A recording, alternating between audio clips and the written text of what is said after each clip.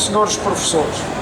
É da maior importância esta concentração, portanto, dos associados do Sindicato de Professores. Isto sabemos que aqui na região autónoma o Sindicato de Professores é um sindicato muito grande, com muitos filiados. É pena que esta reunião tenha sido feita assim muito cedo, porque há muitos amigos nossos que poderiam estar aqui e que não estão, que ainda estão nas suas escolas a dar aulas, e obviamente que daí a explicação para a reduzida assistência que nós temos aqui. Mas somos poucos e cá estamos, não é? Estamos em luta e a nossa luta é mais que justa, naturalmente.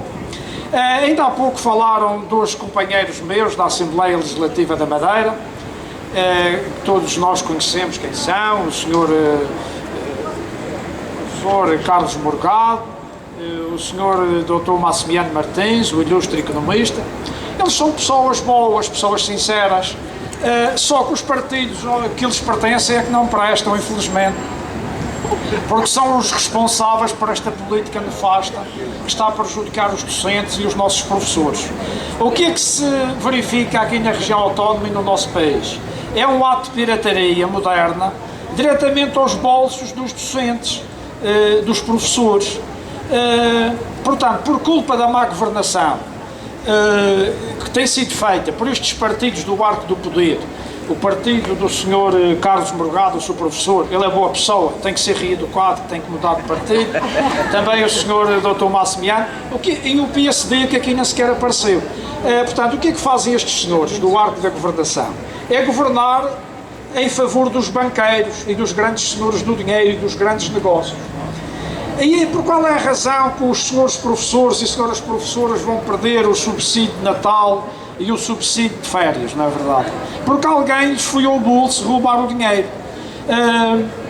Portanto, há 500 anos atrás havia os piratas que solucavam os mares, mesmo a mãe de Sua Majestade, a Rainha de Inglaterra ou o Rei de Inglaterra, que vinham disfarçadamente e pilhavam e saqueavam, portanto, os países onde eles aportavam.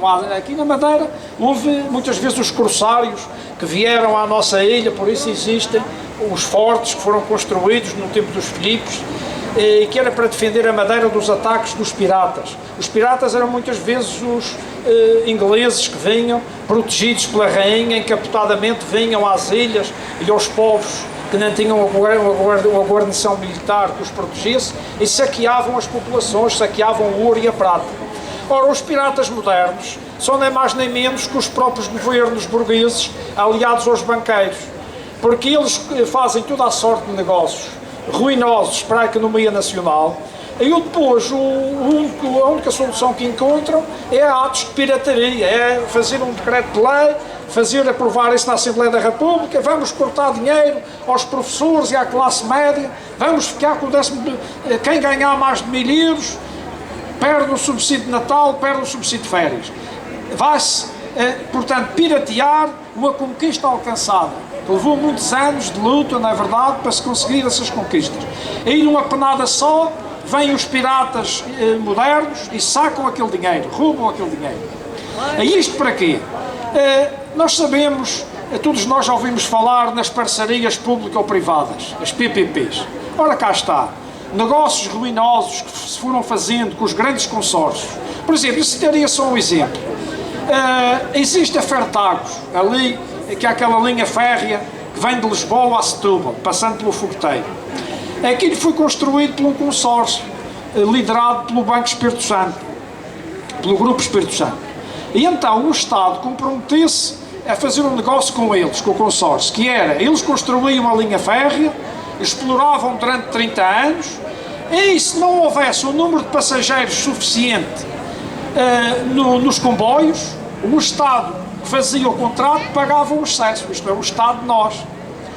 O que acontece é que as receitas, por exemplo, da Ponte Vasco da Gama, da Luz ao Ponte, as receitas do consórcio da Fertagos, só para citar estes dois, estão muito aquém do acordo que foi feito por esses consórcios, o acordo leonino, onde se favorece o grande capital financeiro e os grandes banqueiros. E é claro que esse déficit, essa diferença de dinheiro que existe aí, o Estado português é obrigado a injetar lá o dinheiro que falta. Portanto, foram contratos leoninos que foram feitos nas costas do povo português, e para os portugueses pagarem. Naturalmente, com os governos burgueses, do PS, do CDS e do próprio Partido Socialista, muitas destas parcerias público-privadas foram negociadas pelo próprio Partido Socialista.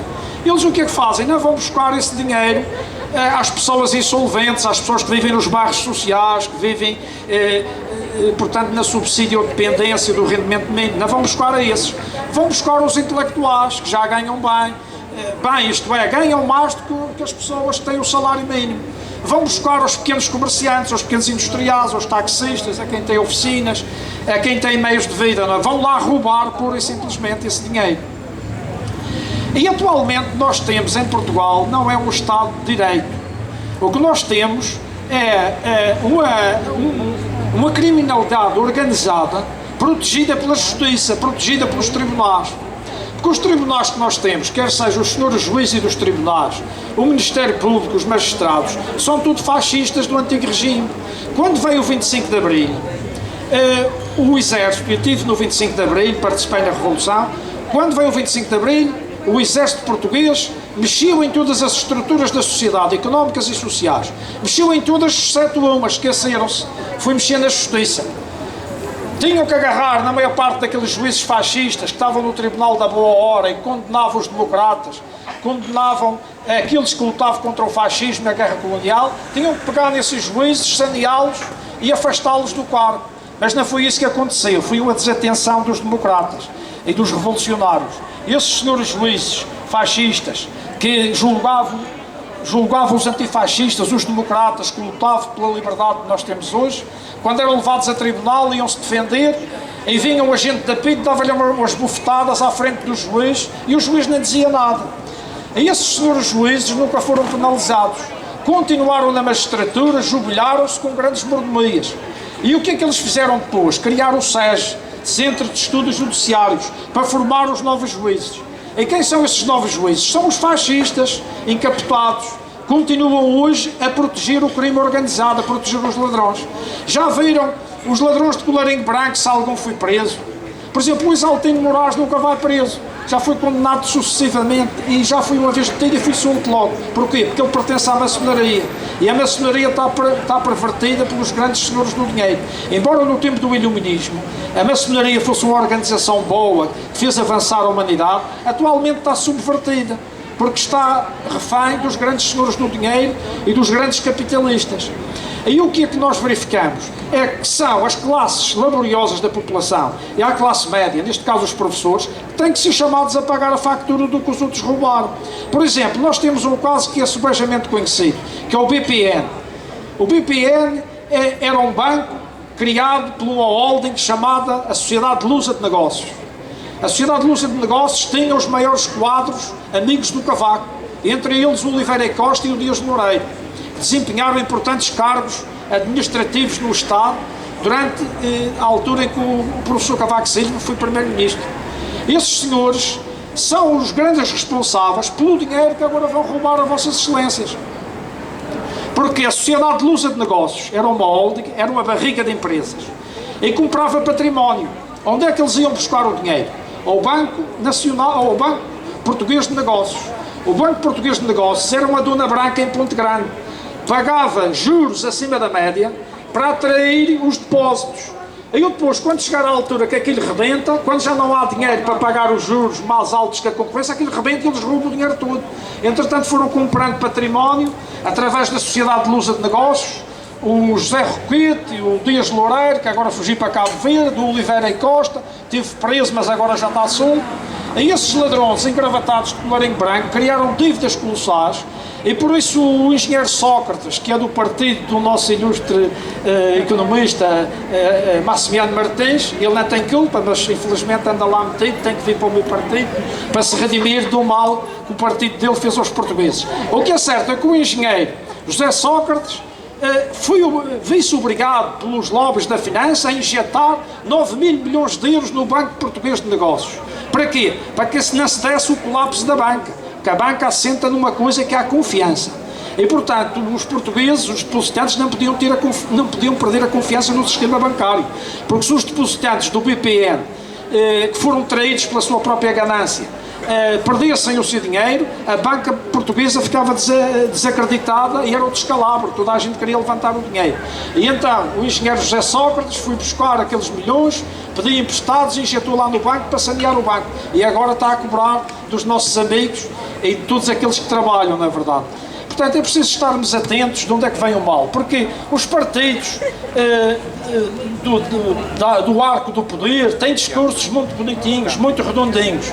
Aí, por vezes, é difícil descobrir a verdade, porque Jesus Cristo já tinha também notado este problema, porque ele contou a parábola há 2000 anos que assenta perfeitamente no que se passa hoje.